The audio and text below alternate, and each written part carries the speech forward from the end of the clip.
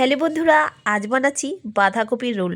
আলু তো আগেই সেদ্ধ করে নিয়েছিলাম, তার তেলের মধ্যে একটু কাঁচা লঙ্কা দিয়ে আলুটা ভালো করে হাত দিয়ে মেখে ভালো করে ফ্রাই করে নিয়েছিলাম। ওপর থেকে পরিমাণ মতো নুন দিয়েছিলাম আর একটু লঙ্কা ভেজে ক্র্যাশ করে দিয়ে দিয়েছিলাম যাতে একটু ঝাল ঝাল হয়।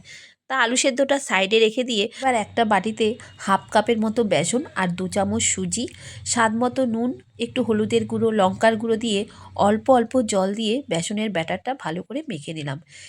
ব্যাটারটা এমনভাবে মাখতে হবে, বেশি পাতলাও না আবার বেশি ঘনও না। একটু ক্রিস্পি করার জন্য ওপর থেকে একটু গরম তেল দিয়ে দিলাম, এটাও সাইডে রেখে দিলাম। এবার বাঁধাকপিটাকে দু অর্ধেক করে হাফ নিয়ে আমি গরম জলে সেদ্ধ করে নিলাম।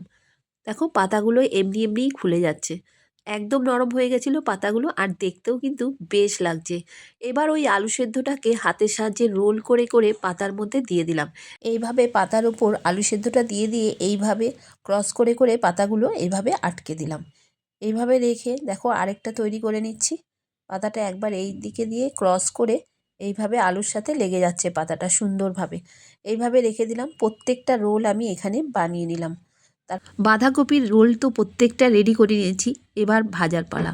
ওই বেসনের ব্যাটারে ডুবিয়ে ডুবিয়ে এই রোলগুলো তেলের মধ্যে ছেড়ে দিলাম।